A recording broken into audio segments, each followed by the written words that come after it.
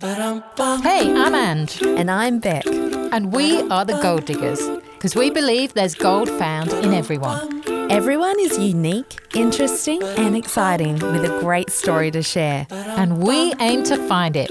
The question is, can we rise to the challenge and strike gold? Stay tuned to find out as we chat to today's mystery guest. Honey, you're my sugar. So guess what? Guess who's back? It's Dave. Welcome back, Dave. Thank you, team. How long has it been?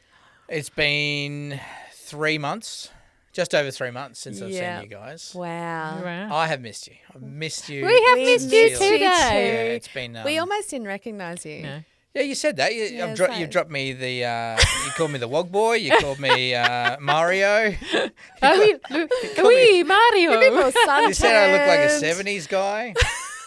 Yeah, so to put it into context for you, our listeners, Dave is our producer. Has been on a 3-month break, taking his family around Australia in a caravan with 3 kids and a wife. And we're hoping that you actually came back with 3 kids and a wife. And a partridge in a pear tree. I did, yes, and I'm glad we didn't have any more kids to bring back because our kids made friends with every other kid in the caravan park, and what happens with that is that those kids don't ever leave your caravan.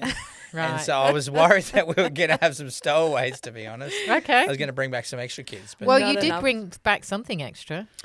a moustache? A moustache. Ah, so did you. Twinsies. How did you know? No, I'm just kidding. I know you definitely don't have that. You're waxing every Tuesday. Is it Tuesday wax? Tuesday wax He day? hasn't lost his cheekiness. No. Oh, no. I don't know how to answer that one. It's come back with a fury. I double down. It's cabin fever, I think. So how was it being in that much of a confined space with your family? Did they still like you at the end of it? So, have you ever heard of a thing called escape rooms? Yes. So that's what a caravan is, right? When you're in there with 3 kids. So my kids are 10. Actually, she turned 11 on the trip. 11-year-old, 8-year-old, and 4-year-old. And so you're in a caravan, confined space. So if you're either in the confined caravan or the confined car. And we did 15,000 kilometres over 3 months. Wow. Were you trying to work out how to get out? And constantly trying to figure out how to get out of what I'm stuck in now for 3 months. It was the highest of highs and the lowest of lows. Yeah, wow. But I listened to your podcast while I was away, and you guys were so nice in saying like this is a great thing to do with a family. Yeah. And as I was listening to that, my kids were screaming in the background over the iPad. Right. And we're saying, good on you, Dave. Yeah. I did this All silly looks thing. good on paper. Yeah, I did this silly thing where I bought one iPad for the 3 kids for the whole trip. And the idea was behind, I didn't want them to have too much screen time. But it just didn't work out because, like, 11-year-old doesn't want to watch what a 4-year-old wants to watch. Yeah. And then they end up fighting not only about the screen time, but who gets the screen. Yeah. And it was a bad idea. I should have got 3 iPads. Was there way too much Bluey going on? Oh, no. They're on YouTube at the moment. Kids are loving right. YouTube families. Even your 4-year-old. Yeah, he didn't mind it, actually. Yeah, that was the kind of the only thing that everyone was happy with. Yeah. Well, we That caught and Shrek. snippets of your social media because it was Matthew's van life or something. It was the Brave Matthews Band. Instead of the Dave Matthews Band. Thank you. Yeah. Well, you're the 3rd person that's got that. Yes. Yeah. And so we watched that, and you were teaching your son how to ride a bike. That was awesome, actually. Yes. Yeah. We just I think those were the moments that were really cool for me, was to have that space to do stuff like that, where you just go, I'm just going to focus on you for now. And the ladies went out to the markets in the Barossa Valley and went and shopped for fudge and donuts and flowers, and the boys stayed home and learned how to ride a bike. Nice. So I learnt, and then he How did you go and I with taught that, him. Did you got teach him how to fall off? You got the many trading times. wheels off the first time round for you? Or Yeah, it was a first few time. times? Yeah. Good job. It took me a few times to get it, to be honest. Good job, though. Yeah. Yeah. It's just like riding a bike. Yeah.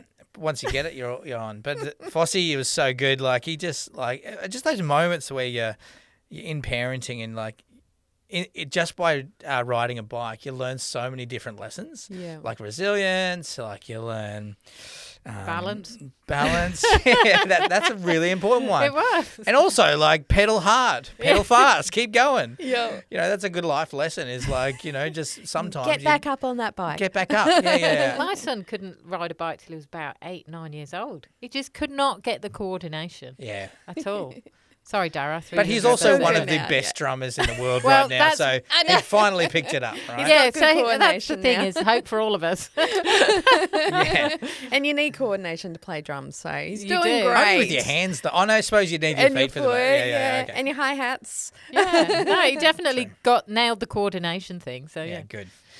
Yeah, it was epic. So And like 1,000 vanilla slices. we had too many. The yes. thing is, So tell us about that. How did that come about? I just wanted something to do at each town, and I thought I love a snot block, and I thought it'd be a good way to engage the family in an activity that we'd look forward to. Yeah. So you basically did a review, didn't yes, you, yeah. of vanilla slices Yeah, in yeah. every bakery that you went. Yes. And that had 5 Have things. 5 different categories. Yeah, I can't actually remember all of them right now, but it's squishability, the vanilla flavour. Flakiness. Hey? Flakiness. Yeah, there was a few, and there was a wobble factor in there as well. It was genius. So like you just tap it a little bit and then like you see how much it wobbles. But the thing about vanilla, like eating vanilla slice at a bakery, is when you go to a bakery, you don't just get the vanilla slice. So you have the pie first. Yeah. Right. And then you have vanilla slice, and like by the end of it, Times everyone in the I just- family. Yeah. I just had enough. So along with the moustache, how many kilos did you come home with? I think a fair amount. But you did a bit of running from bulls in the street and stuff as well, so you would have lost a bit of weight doing that. That was in Daily Waters, one of the weirdest, like, it's in the Northern Territory, and it's a pub in the middle of nowhere. It's a party town. The bar has a massive string of bras that people just leave there. So I left one. You left yours. Yeah, I did, yeah. That explains a lot. I know. I know. I'm wearing a sports one at the moment. And yeah, they had wild horses and donkeys and these longhorn bulls that would just like roaming the streets. Wow. Yeah. Where is this? Daily Waters. Like far north. It's Northern Territory. Up not far from Catherine. I think They it must is, be pretty tame though, because I saw your kids walking with the bulls. Yeah. Yeah, So- well, they were running from them. It was like Pamplona. It was like Crikey, there's a bull. training for Spain. Yeah, they were a bit shocked by that, to be Oh honest, because my there was the goodness. cows and then the bulls were behind. But yeah, Did someone like, leave the gate epic open? experiences, like absolutely insane. It was so much fun. So talk us through your actual trip. Where Oh you right, went. yes, yeah. Well, we did the 15,000. So we went down south, and then into Canberra, and then Yass, and then to Great Ocean Road, Phillips Island as well, where we saw penguins run in from the beach, and then they would kind of like wild penguins, fairy penguins, and they'd run in from the beach, and then they'd go into the bushlands, and we happened to be there in mating season, so it was quite noisy, to be honest. And you had to close your kids' eyes. No, they just ran into the bushes, so you couldn't see anything. You just heard a lot Didn't of have noises. to explain anything. What noises do penguins make when they're Grunting, mating? yeah, it is weird. Come on, Dave, let's hear it. No, I'm happy to not impersonate one, to be honest. You can imagine. Let's just say they had happy feet. And that was awesome. We went there and then Great Ocean Road and then up to a place called Halls Gap, then over to Barossa Valley, Port Augusta, and then up through the centre. Went straight up. There's this one big highway, Stewart Highway, that kind of runs from the base to the top. Yeah, wow. And that covers Cooper Peedy. Yeah. How was that? Because that would have been like hours on end looking at the same thing. You'd think you'd get bored from it, but the country, like Australia, is amazing because, like, it's got just the scenery is incredible because although it's bland and like you can't see anything for ages, it's still so interesting. Yeah. There's something about it where we're in these cities and you kind of like get used to being surrounded by stuff, but when you're out there, it feels like your mind's just free. Like you just go, oh, this is cool because you have space to think. Was there any moments where you were kind of scared? You thought, I've not seen another car for hours. If we break down at this point, how are we ever going to get any help? Well, we broke down 4 times on our trip. Oh. We had a brand new car and it failed us miserably. But we broke down 10 minutes away from where Peter Falconio died. Was murdered, actually. Well, allegedly murdered. I didn't tell Talia that, but we were in the middle of nowhere, no reception. We couldn't do anything. Like, wow. I'm not very skilled in the old mechanics department. Yeah. Like, the best I could probably do is go back into the caravan, do a podcast about it. Yeah. Just talk And about ask for it. help. But we opened the bonnet and the coolant was spraying everywhere. It was bad news. But anyway, I was able to walk a bit of a distance and call my dad, who's a mechanic, and he helped us get back on the road. But we went in limp mode, which means the car can't go above 80 and no aircon. Oh, no. 35-degree heat. Oh, 3 kids in the car for 10 hours. And that was epic, yeah. Wow. It was like, it was, I kind of was excited by it because it's something different. Talia was a massive You're fan. traumatised though, really. A little bit. And so we're trying to keep cool with like baby wipes because it was so hot. And that was awesome. Cooper Peedy was one of those places. Like, have you ever been to Cooper Peedy? No, but I've heard about it. Heard lots of stories. What have you about it. heard?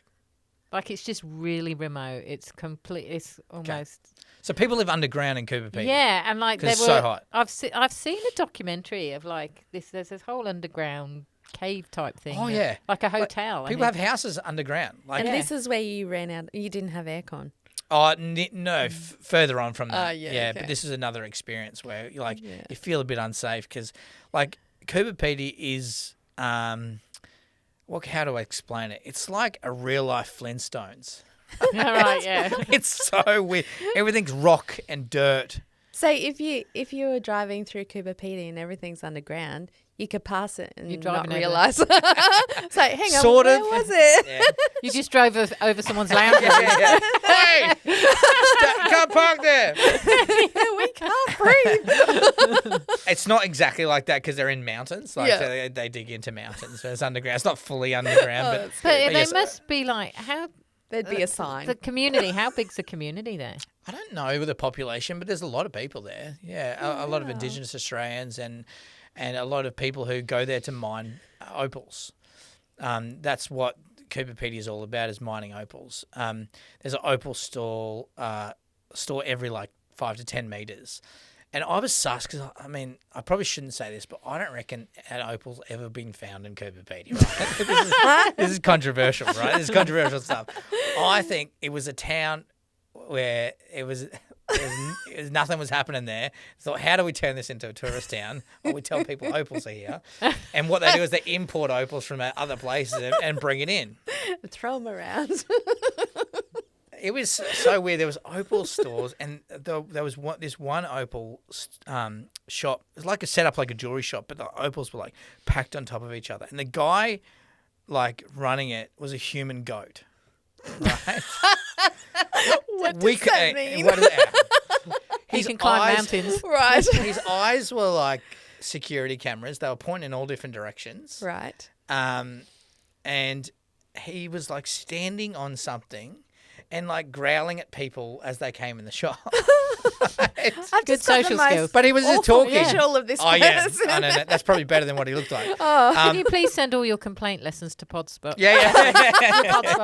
Not gold to the diggers. gold diggers. The gold diggers. We take no responsibility It's all Dave. to the people of Cooper Peedy. Lovely man. Sometimes being called the goat is not bad. Greatest of all time. But we couldn't understand a word he was saying. He was like, like the Tasmanian devil almost. Like it was. My kids were like, "What is he saying?" I'm like, I can't even tell you. But then you probably realise that's how everyone communicates in Cooper Peedy. I think it is a little bit. Yeah, they have the Cooper Peedian language. Did you repeat to your kids? He said, "Here it around Here it over here, get an opal." But in all that, it was it was epic because I'm never imagining him spitting out beef jerky. he's spitting out tobacco, everything. Was he Welsh? Because I can't understand the Welsh. No. The Welsh language is hard. No, he had his own language. Yeah, right. Yeah, Special. Cooper Peedy. It was Cooper Peedy. It was interesting. Like, So but all these that's different like so experiences. far remote, isn't it? There's no township around there for. Oh, there's a few towns near Cooper Peedy, but like we going from Cooper Peedy, and then we went to a place called Erldunda, which is the point where you go, you turn left to go to Uluru. Yeah. And we stayed at Erldunda, which is, they call it the centre of the centre. So it's the centre of Australia. And I can imagine if you took the wrong turn, you'd end up somewhere completely different. Oh, you could. Make sure you turn left. There's a lot. I was a little worried about that, to be honest, because sometimes we didn't have reception. You had no idea where you're going. Did you Make sure take the an signs old-fashioned are map? No. Yeah, Refidex. Why would we do that? Because you wouldn't even know or remember how to read What one. is that? A Refidex.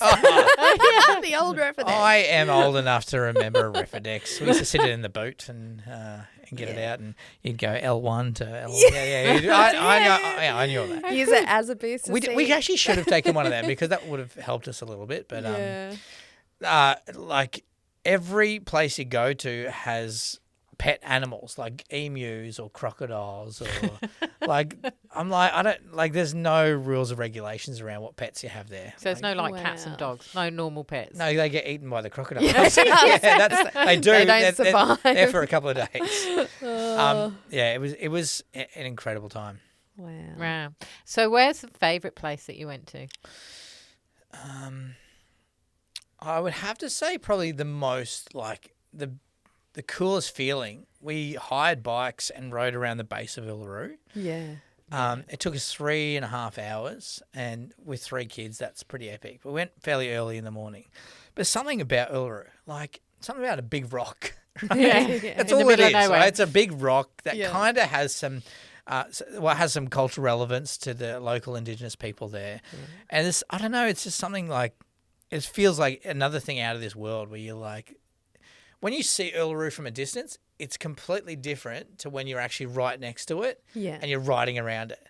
Because when you get close to Uluru, you see the indents and you can see cave drawings and you can see it kind of looks like a loaf of bread when you're looking at it. But then when you get close, it's got all these intricate details to it that, I don't know, it just had one of those feelings. You know, those feelings that you get when you're at a place where you're like, wow, this is spectacular. It's a moment of awe and wonder. It was, 3 hours of moment of awe, yeah. And isn't it weird when you look up at a big structure like that and the clouds are moving above it? It's weird. And it's still, but it feels like everything's moving. Yes, yeah. It's just the most stunning landscape, though. Yes. I mean, I've never been there, but to just see it even on pictures and the sunsets and sunrises from there. Yeah, and the flies. You don't see that on camera, do you? No. I did a didgeridoo workshop while I was there. That was fun. Did you bring it in and show us? I didn't. I didn't get a didgeridoo. I know. I'll have to do that for you sometime. Please Okay, do. so you have to blow in and out at the same time, which I always confuse. How do you do that? You need a lot of hot air. Yeah, it's called circular breathing. I couldn't do it. I got punched in high school, so I have one blocked nose. So That explains a lot. It does, yeah. But it's an interesting thing. And my wife did a bush tucker course. Yeah. So Damper. we learned. No, it wasn't damper. I think that's it's a white man's thing. Witchetty grubs. Witchetty grubs, Yeah. but also the trees around us, the native trees, what they're used for. There was this wattle that we'd probably see here on the Sunshine Coast, but if you smack it on your hand, sugar comes out. Oh, wow. And you can lick your hand. Wash your hands before, obviously, but speaking about that, I got COVID on the trip too. Oh, did you? And then gave it to everyone else. Hey, yeah. I think my daughter got it first, and she gave it to us. But sharing is caring. Sharing is caring, yeah. And but it was just cool. You could walk past a plant to have no idea the nutritional value it has. But the Indigenous Australians have worked that out over a few years, and just cool learning about it. Yeah, something different. That would have been so interesting. What else did you learn about caravan life? Oh gosh, there must be some funny stories. I learned a lot about setting up and packing up, which you don't know, but caravans there's a lot about that. Yeah. caravan life is. I didn't expect to not have any time. Right. we were so busy the whole time. Moving every 2 to 3 days was pretty epic. Privacy in a caravan is restricted. Yeah. Not only from your kids, which are covered from a curtain some nights. Yeah. And we won't go into details. Yeah. And sometimes you got to make sure you remember to put down the stays. Because otherwise the caravan sometimes doesn't stay. And you get closer friends with your neighbours. But there's what I found really interesting is that you go into a caravan park and there's like lots of caravans. And so you're like, you feel a bit overwhelmed. You're like, how are we going to have any privacy here? But what I found and what it was cool to tell the kids, I'm like, a space is what you make it, right? If you go and set up and just have, it can be as small as anything. But if you like have the right attitude, you can just turn it into an awesome experience. Yeah. You have to just change the way you're thinking about it. Yeah. I think there's little life lessons of like that was instilling the kids. Hopefully, they came out the other end better humans. Not entirely sure if they did actually. And the kids fight constantly. Yeah. Oh gosh. So that didn't change. Every day, they fought about everything. I was talking to Beck earlier about when you're on a trip like this and you're in a caravan, you're in a car, everyone's emotions are heightened and everyone's personalities are like at the peak of what they are. Yeah. And the kids have no structure because they're not doing any schooling. And so they don't know what to do with themselves. So they fight with each other. And that was hell on earth. Were they bored quite often then, like as long periods of time driving? They just wanted screen time, and that was the frustrating thing. I'm like, look outside. Like, this is a place this is an incredible place. They're like, there's another spin effects. Cool, Dad. Yeah. Another dead kangaroo on the side of the road. Dad, did you just hit that bird? And yes, I did. I didn't mean to. And that is why the feathers flew up in the back rearview mirror. I know. Yeah. The kids fought a lot, but I think even in that, they kind of learned some skills of negotiating. Yeah. And we did hit a bird actually. And it was. We're talking about the feathered kind. Yeah. Yes. That's all you hear. You didn't I hit know. any roos? No, we didn't hit any roos. Yeah, wow. We met some people that hit roos and destroyed their car. Yeah. These roos are insane. Yeah. We hit a bird, but the kids get so angry with you. Yeah. About hitting a bird. Roadkill. Yeah. Well, I had to peel it from the front grill. Oh.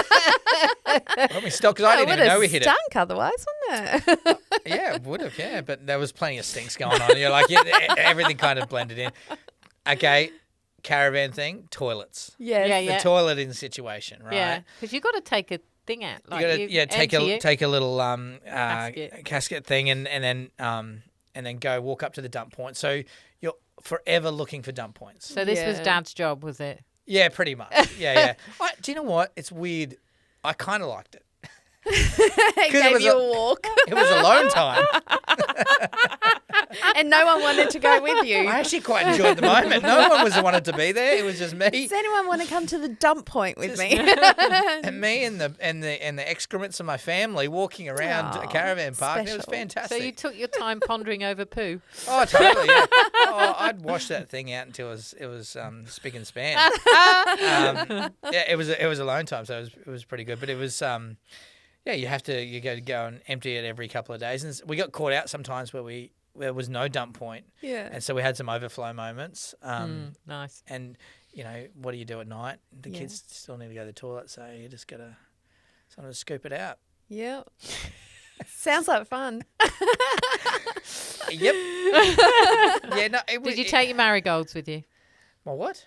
Wait, there's an English term called marigolds. Are these gumboots? Rubber gloves. Rubber gloves. I've never heard of You've never heard of that? called marigolds. I was Marigolds. thinking it's a very flowers. old term. Why would you take flowers with Yeah, you? rubber gloves. I think at the start of the trip, you tend to get a bit more sensitive with germs, and by the end of it, it's free for all, mate. Yeah. And hence the COVID. You're like, we're still alive. I'm surprised that's all we got, to be honest. So give us your most memorable moments that made it all worthwhile. You said about Uluru, but in terms of family. Yeah, like, okay, right, family, right. Because I was going to say the croc jumping tour was incredible. Oh, well, right? tell us about that. the croc jumping. Oh, well, they just have this tour in Darwin where you go out on a small boat that's probably too small for the activity, and wild crocodiles, you just feed them off the side of the boat. Yeah. Incredible. That's cool. Like, for me... And you've come back with all your digits. Amazing. I know. You almost didn't though, did you? Well, yeah. Fossey and I, there was this moment where we had this chance. No one was around. We had a chance to pat a wild crocodile. And by chance, I mean there was a crocodile there, and I thought, we're never going to get this chance. Why not? Not like we were given the opportunity to. Yeah. We shouldn't have. Just go and pat but it was crocodile. it was a freshie, so it was like calculated risk. Still have a bite on, but I was able to pat the back leg, and I was like, Fossey, like I know you. Hold on, you pat the back leg of a crocodile. Yeah. A wild crocodile. Don't do this. Terrible idea.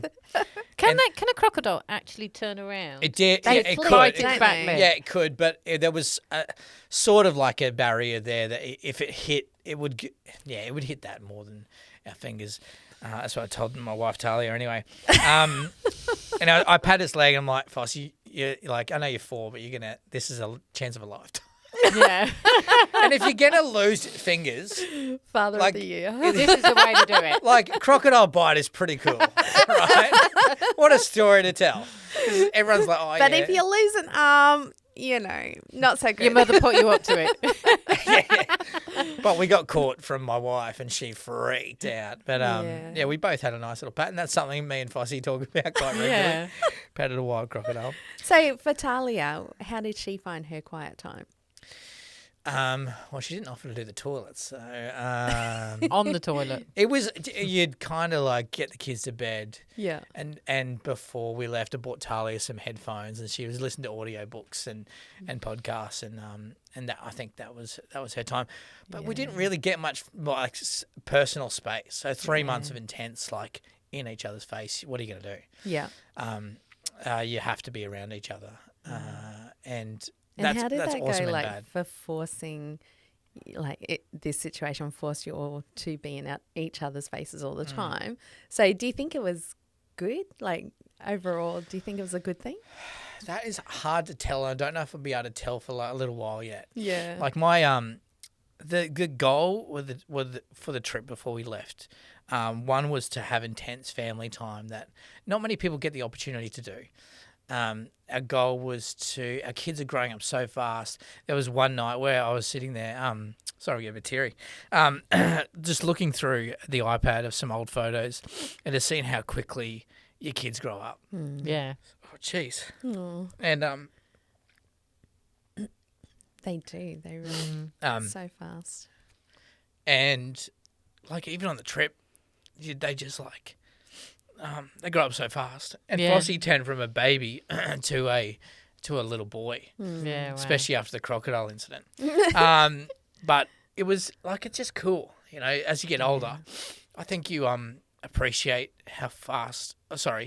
You kind of understand how fast time goes, and the 3 months were so fast. Yeah. But crikey. But how good is it that you got to have that intense time with them during that So good. time? Yeah. So the two goals were intense family time, and second was to try and give our kids a bit of perspective to lose their entitlement, to understand that people live differently, and that the stuff we have here back home is like awesome, and we're so blessed. I don't think they lost their entitlement. They were just glad to get home. Oh my god! Okay, so we posted up this video of every gift shop we went to. Oh my gosh! And every attraction has a gift shop because they know parents are suckers. Yeah. And the kids will just like keep on going until you give in. Yeah. And sometimes when you've had enough of all the fights, sometimes the gift shop is Yeah. the only thing that gives you a bit of I relief. get it. Yeah. Gift shops and Maccas. Like, they're the two things. And sometimes... And screen time, but you made that mistake of Oh, only having mate, one screen. Yeah. Rookie error. And... No, I don't know. Like the entitlement thing is a hard thing for parents to deal with because it's we live in such a blessed country, right? Especially us here on the Sunshine Coast, and we have incredible opportunities for our kids. They're given so much. But one thing I learned is you can't parent your kids off your life as a child, right? So my upbringing, I can't make them feel bad for what they don't know, you know, because sometimes parents, you go, like, for example, you know, my kid was like, I want this soft toy cockatoo. I need it. I've always wanted it. It's something I've always wanted, Dad. Life goals. I'm like, that's just we don't have room in the caravan. Like, what are you doing? And I was like, you don't understand. Like, when I was a kid, all I wanted was Nike socks, right? Yeah. And I never got Nike socks. And then one time my parents were like they gave me a gift for my birthday. I got some Nike socks, and my brother stole it off me. But it's interesting because you can't, like, from your childhood, you come with this these experiences that your kids haven't had, but you expect them to know those lessons just because they're your kids. But I think the way that I find it works in parenting is that we can tell our kids, look, put the iPads down, take note of the environment. Look, there's all this amazing stuff around you. But they actually learn better by example. So if you're not got your iPads or on your phone and you're taking in the awe and wonder of your environment, you're actually teaching them how to stop, pause, you know, and you may not see the impact of that until much later, but your example of, no, family is important. We're taking time aside from life. We've put life on pause. We're taking time aside because this is important. Yeah. I think it's just such a valuable thing for your kids, and it's going to have impacted them. Whether you can see it now or not, it will definitely impact them. And I think when they think back to some of their best memories in childhood, these are the things they're going to remember. They're going to remember stroking a crocodile. Yep. And learning to ride a bike, you know, and where they did that.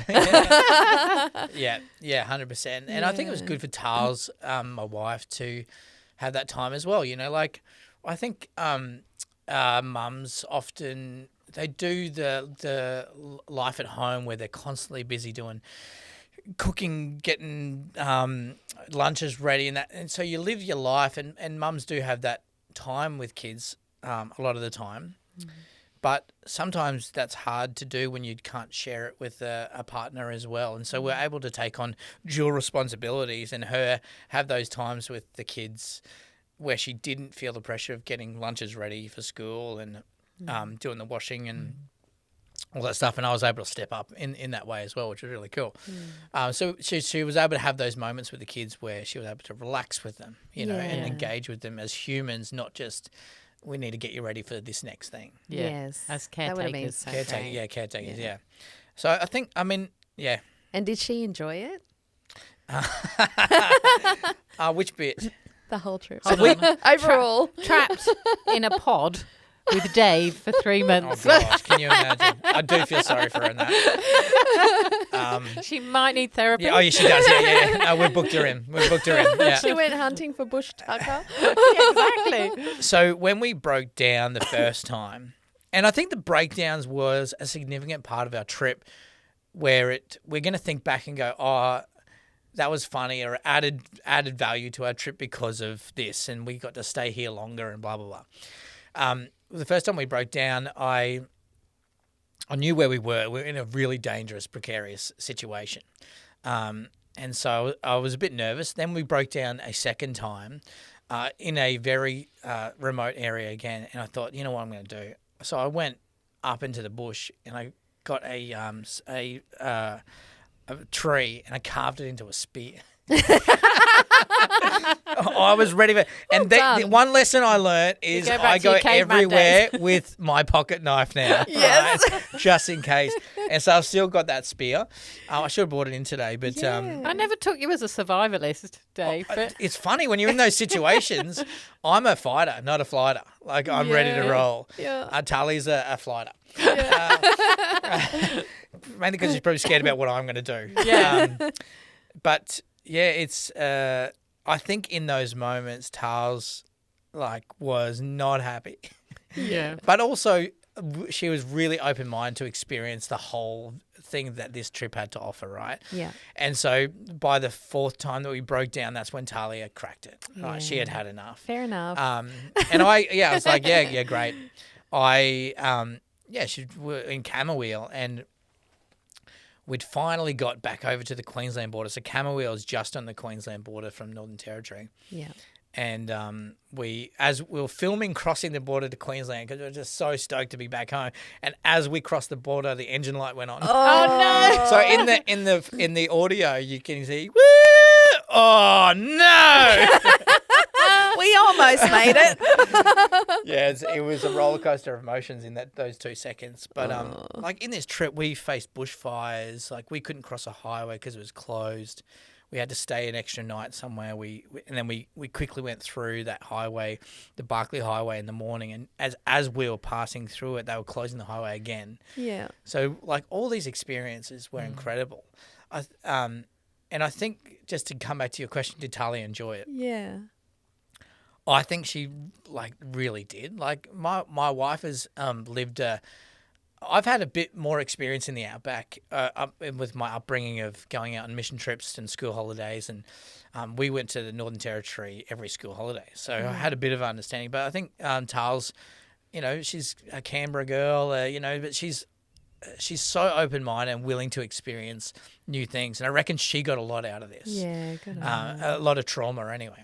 Probably learned a lot about yourself, about your character under pressure, Yeah. about your relationship, Yeah. about even things about your kids. And you probably come back so much more self-aware and knowledgeable about your family. Yeah, I think so. Yeah, well, I definitely learned some cool stuff about the kids and myself as well. Like, I didn't think I had a limit, right? I thought I could keep going. I love fixing things, and which is a problem because things have to go wrong before you to fix them. But like, I actually quite enjoy that process and also like going, what is everyone going to do here? I'm interested to know.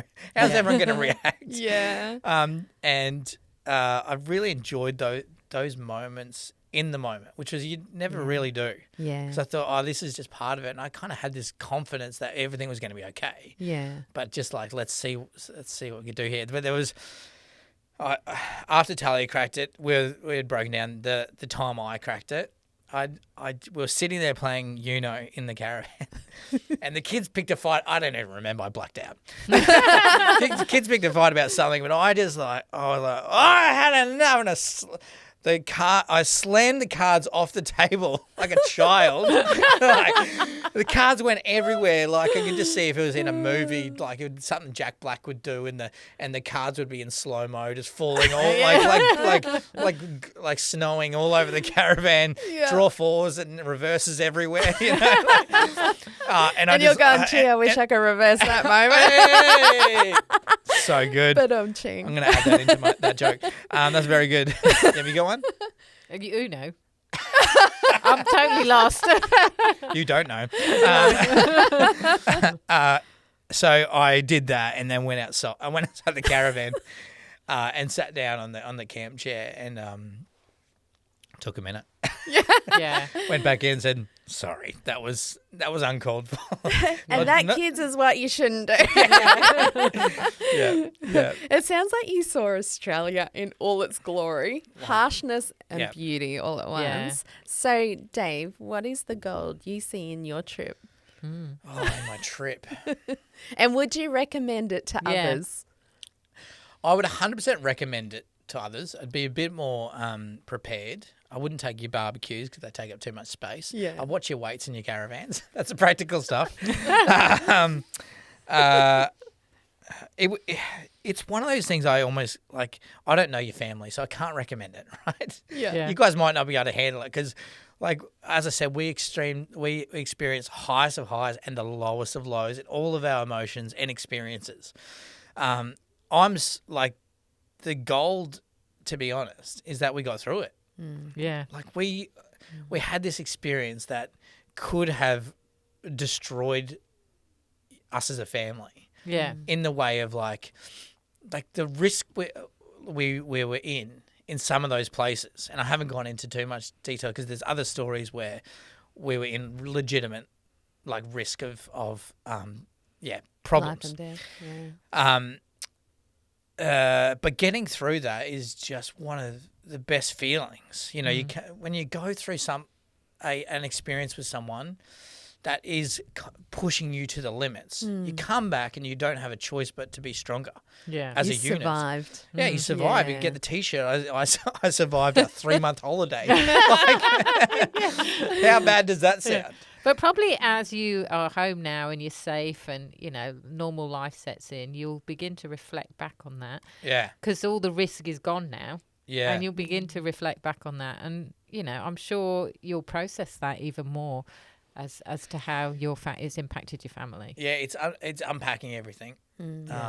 That's happened the last 3 months. Because I can see the trauma in you, Dave. I know. But you'll probably be stronger as a family unit. I think Stronger so. in your relationships. We always have been we're a Yeah. strong family, and we give each other space and time to do what we need to do. And you need that foundation before you embark on something like that, don't you? Yeah, I think so. That is the Yeah. thing. That's why when people say, "Would you recommend us do it?" I'm like, I Yes. don't know your family. Yeah. Yeah. Like it can push you to the limits. Yeah. You need to get along first. Yeah, and carry an extra Well, jerry it's can of good to fuel. have you back, Dave. Welcome good to be home. Are back. you happy to Yes. be home? Yeah, I'm stoked. Yeah, I mean, we live in and I don't want to brag, but this is the best part of our country in the Sunshine Coast. Yeah. We went everywhere pretty much except for the West Coast, and that was just being grateful for where we live. Yeah. Loving where you live is like Sunny Coast's got the best of everything we need as a family. So Yeah.